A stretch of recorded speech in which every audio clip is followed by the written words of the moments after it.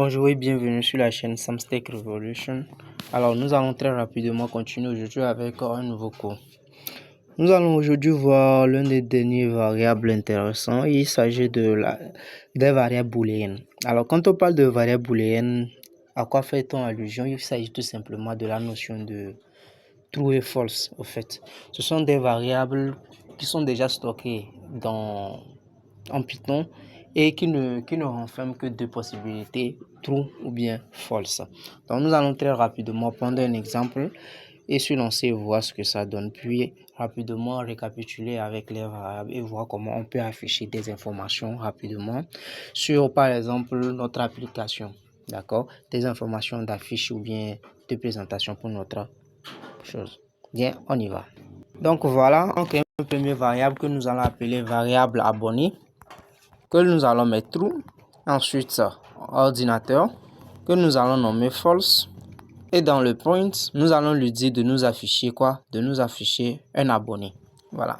Et on exécute pour voir. Voilà. Comme vous pouvez le voir.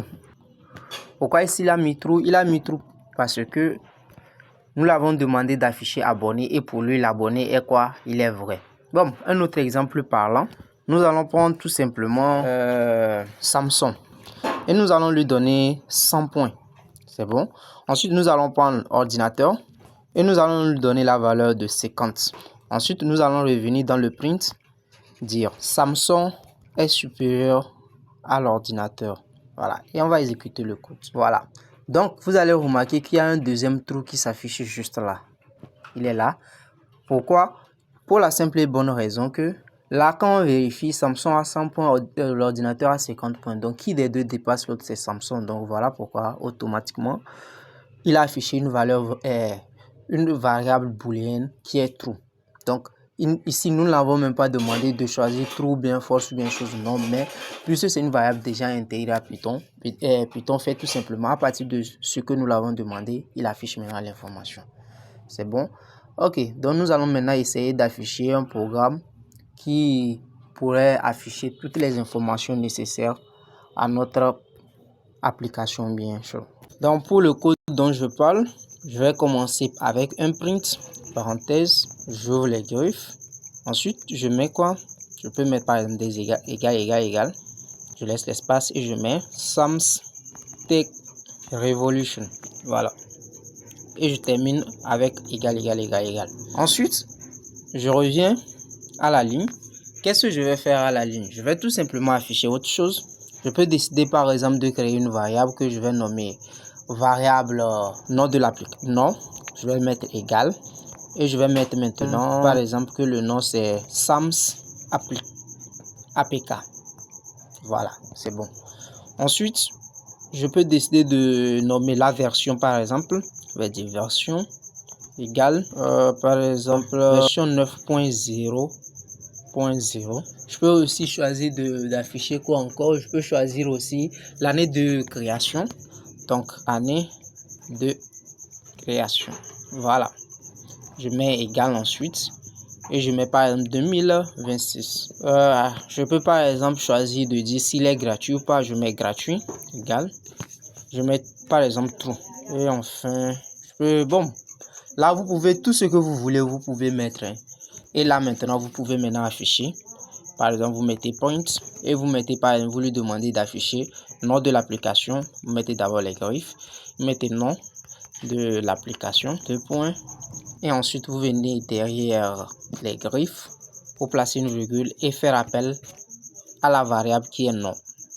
Là, je l'ai écrit avec N majuscule, donc voilà. Ensuite, j'affiche la version. Je mets point, griffe. La version Android est 2 points, la virgule, et je mets version. Non, V majuscule. Voilà.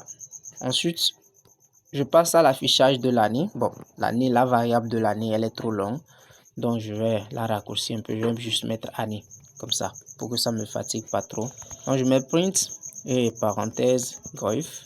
Je mets l'année de création de l'application. L'application est 2 points. Je passe derrière. Je place ma virgule et je mets année avec A majuscule. Voilà. On peut ensuite afficher maintenant gratuit. Je mets point, on affiche. On met elle est plaidera gratuite. Je mets 2 points. Et là, je passe derrière.